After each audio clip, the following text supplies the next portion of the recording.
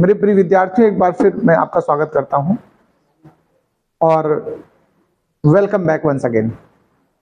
बात करते हैं एक अगले टॉपिक की, जो कि कैपलर्स लॉ से डिड्यूस किया गया, फाइंड किया गया है। न्यूटन का हम कंक्लूजन फाइंड करने वाले हैं कैपलर्स लॉ पर बेस्ड। अगर आप नोट्स बनाना चाहते हैं तो आर्टिकल का नाम डाल दें deduction of law of gravitation from Kepler's laws. Kepler के आपने लॉ पढ़े हैं? कितने लॉ थे, किसी को पता है? कमेंट में डाल देना कितने लॉ थे, ठीक है? अब बता, हम दे रहे हैं 3 लॉज। कितने थे? 3 लॉज। अभी यहां हम उनमें से किसी को यूज करेंगे। वैसे किसी को क्या, हमें थर्ड लॉ को यूज करना है। किसको यूज करना है? थर्ड लॉ था law of time period, t square proportional r cube. याद है? थर्ड लॉ अगर नहीं भी याद हो तो एक बार इसको जरूर याद कर लो। टाइम पीरियड का जो स्क्वायर होता है वो मीन डिस्टेंस की क्यूब के डायरेक्टली प्रोपोर्शनल होता है। ये फॉर्मूला लर्न कर लो, इसकी जरूरत पड़ने वाली है। अब बात करते हैं, देखो हमने बोला था आपसे कि जो प्लैनेट्स होते हैं ना, वो सन के अराउंड रिवॉल्व करते हैं कि नहीं करते? बताओ, करते कि नहीं करते? बताओ। और किस ऑर्बिट में करते हैं? इलिप्स में, इलिप्टिकल में। फॉर कन्वीनियंस, मतलब आसानी के लिए हम लोग इसको लेट कर लेते हैं एलिप्ट की जगह सर्कुलर पाथ। कैसा लेट कर लेते हैं? थोड़ा स्टडी आसान हो जाती है। सर्कल और इलिप्स में माइन्यूट डिफरेंस होता है। सर्कल क्या है? देखो ध्यान देना, circle have all radius equal. देखो ध्यान दो, ये वाली भी रेडियस और ये इक्वल है कि नहीं? इलिप्स में इसी रिंग को अगर मान लो वायर से बनी थी सपोज करो, और थोड़ा फोर्स लगा के पिचका दो तो देखो इलिप्स ऐसा तैयार हो जाएगा, थोड़ा इस तरह से। इसमें भी रेडियस 2 टाइप के, देखो एक ये रेडियस है और एक ये रेडियस है। थोड़ा रेडियस वाइज थोड़ा डिफरेंस आया, बाद बाकी बड़ा डिफरेंस नहीं है। जैसे सर्कल का हम लोग जब एरिया निकालते हैं तो आप लोग याद होगा पाई आर आर करते हो। क्या करते हो? आर आर मतलब आर स्क्वायर, वही। ऐसे ही अगर हमसे कोई पूछे इलिप्स का एरिया निकालो तो पाई ये भी करेंगे, और कोई खास डिफरेंस नहीं है, मतलब मैचिंग है। ये भाई भाई है, जुड़वा तिड़वा टाइप के, ठीक है? तो बात हम कर रहे थे, ये सिंप्लिसिटी के लिए हमने लेट कर लिया कि सर्कल पे रिवॉल्यूशन हो रहा है। किसका? प्लैनेट्स का। और किसके अराउंड? सन के अराउंड। तो अच्छा एक बात बताओ, फॉर सर्कुलर मोशन, देखो सर्कल मोशन के लिए हमने कॉन्सेप्ट पढ़ाया था। For circular motion a force is required. A force is required. क्या क्या बोलते हैं उसको? That is called centripetal force. नहीं याद आ रहा? ये बात याद आ रही होगी, पीछे चैप्टर पढ़ा चुके हैं सर्कुलर मोशन। वो फार्मूला क्या होता है? अच्छा, सेंट्रीपिटल फोर्स का F is equal to mv square by r होता है। हमने मास को m ले लिया, जो प्लेनेट आपने यूज किया उसके मास को हमने क्या लेट कर लिया है? m मास। देखो स्मॉल m, और इस डिस्टेंस को r बोल दिया। यहां पर सन हमारा बैठा है, ऐसे समझ लो आप। तो F is equal to mv square by r हुआ कि नहीं हुआ? बताओ। v क्या है? वेलोसिटी। अब अच्छा हम बात करते हैं जरा वेलोसिटी के बारे में थोड़ा सा। वैसे आपने कभी सुना होगा speed is equal to distance upon time. ये सुना कि नहीं सुना तुमने? Speed is equal to distance by time. Speed का हमने सिंबल दे दिया v। डिस्टेंस अगर हम सर्कल में कहें, एक पूरा ऑर्बिट कंप्लीट होने में कितनी डिस्टेंस कवर होगा? बताओ। सर्कमफेरेंस वो कितना होता है? 2 पाई आर। तो डिस्टेंस हो गया हमारा 2 पाई आर।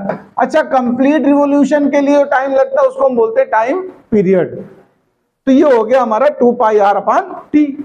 हम एक्चुअल में इस इक्वेशन में वी स्क्वायर की वैल्यू पुट करना चाहते हैं। किसकी? वी स्क्वायर की।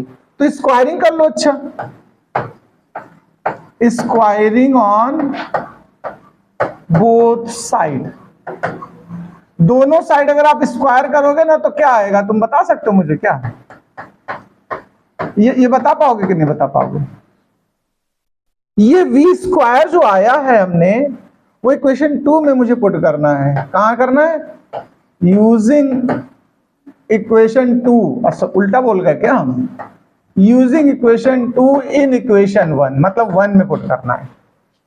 1 हमारा है F is equal to m v square by r, m v square by r है ना, और वी स्क्वायर क्या निकाला तुमने अभी, 4 pi square r square by t square, यही तो निकाला है। अच्छा कुछ कैंसिल है तो कर दो, नहीं है तो कोई बात नहीं, तो देखो कैंसिल कर दो तो कितना आने वाला जरा देखो, 4 आएगा, पाई स्क्वायर आएगा, आर आएगा, एम आएगा, और अपान में टी स्क्वायर रहेगा। अब हम केपलर्स लॉ को यूज करेंगे, using Kepler's third law. Third law ही तो अभी हमने फॉर्मूला आपको सिखाया था कि जो टाइम पीरियड का स्क्वायर होता है वो आर क्यूब के डायरेक्टली प्रोपोर्शनल होता है कि नहीं होता है। क्यूब हटा तो एक कांस्टेंट भी डाल सकते हो आप, अगर ऐसे नहीं तो ऐसे लिख सकते हो, देखो के आर क्यूब। इस इक्वेशन को एक काम करते हैं हम लोग, 3 नंबर डाल देते हैं और इस वाले को अभी जो निकाला ये 4 डालते हैं। आप बताओ 3 में जो टी स्क्वायर है वो यहां नहीं रख सकते हो क्या, बताओ। From equation 4 and 3, equation 4 and 3 put कर दो। अच्छा तो F is equal to 4 pi square r m by t square है, उसकी जगह क्या लिखोगे, आर क्यूब है ना, के आर क्यूब। जो कैंसिल हो कैंसिल कर दो, तो देखो 4 बचा, पाई स्क्वायर बचा, के बच गया, एम ऊपर बच गया और नीचे क्या बच गया, आर स्क्वायर। आप थोड़ा गौर से देखना, ये सब कांस्टेंट हैं, 4 पाई स्क्वायर और के, ये सब क्या है, कांस्टेंट है। तो हम इस कंक्लूजन पे पहुंचे पहले तो कि जो फोर्स है वो एम बाई आर स्क्वायर के डायरेक्टली प्रोपोर्शनल है कि नहीं। हम नहीं पहुंचे कंक्लूजन में, तुम सोचो ये पहुंच गए, कौन पहुंचा, न्यूटन। हम क्या सिखा रहे हैं पता है, केपलर्स लॉ से न्यूटन लॉ कैसे फाइंड होगा, न्यूटन्स लॉ ऑफ ग्रेविटेशन, और न्यूटन के लॉ ऑफ ग्रेविटेशन में क्या कंक्लूजन बन के आएंगे केपलर के अकॉर्डिंग। अगर केपलर को सामने रख के सोचा जाए तो, केपलर्स लॉ को रख के, तुम सोचो केपलर को रखवाए दे रहे हैं, मतलब उनके लॉज की बात है।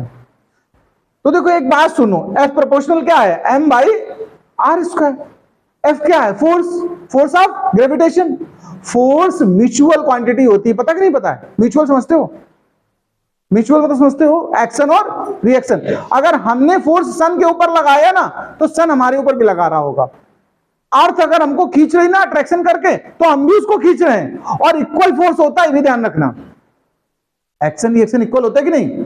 अगर कभी ऑब्जेक्टिव में आए कि there are 2 objects, one of that mass कुछ भी केजी में दे दे, और other sun, if sun applied this amount of force on that object, then what is the magnitude of force applied by that object on sun। समझ पाए ना, question समझ पाए।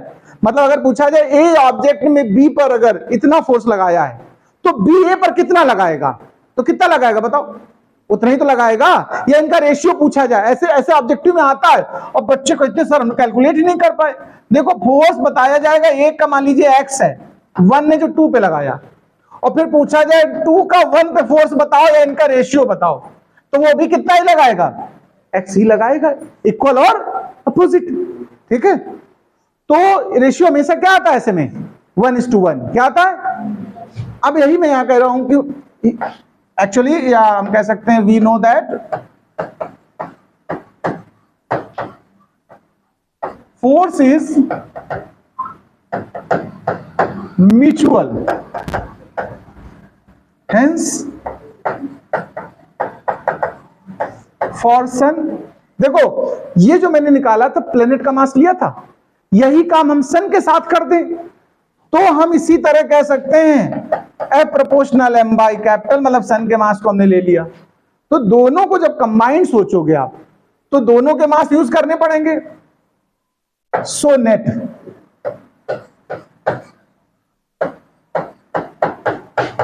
या कंबाइंड फोर्स, एक साथ अगर हम इस फॉर्मूले को बनाएंगे तो एक स्मॉल एम आएगा, एक कैपिटल एम आएगा, एक आर स्क्वायर आएगा। प्रोपोर्शनल हटाएंगे तो एक कांस्टेंट डाल देंगे। और ये किसका रिजल्ट आया जरा बताओ मुझे, this is the Newton's law of gravitation. This is the Newton's law of gravitation concluded या फाइंड या डिड्यूस्ड कह दो, डिड्यूस्ड फ्रॉम केपलर्स लॉ. थोड़ा इटालियन हमारी वो समझ लेना आप लोग. अब हम बात करते हैं इस पे कि इससे कंक्लूजन क्या न्यूटन ने निकाले. तो न्यूटन्स कंक्लूजन सुने, मतलब क्या रिजल्ट बता सकते हैं. कंक्लूजन हम बताना चाहते हैं आपको. पहली बात कि जो प्लैनेट सन के अराउंड रिवॉल्व करते हैं ना, उन पर एक सेंट्रीपिटल फोर्स काम करता है. एक कंक्लूजन ये बनेगा यहां से. तो हम कहेंगे there is a centripetal force acting on planets revolving around, ये रिवॉल्विंग है भाई, है revolving around sun. First conclusion के बाद सेकंड उठाते हैं. ये जो फोर्स ऑफ अट्रैक्शन होता है ग्रेविटेशन, ये उनके मास के प्रोडक्ट के डायरेक्टली प्रोपोर्शनल होता है. तो this force is directly proportional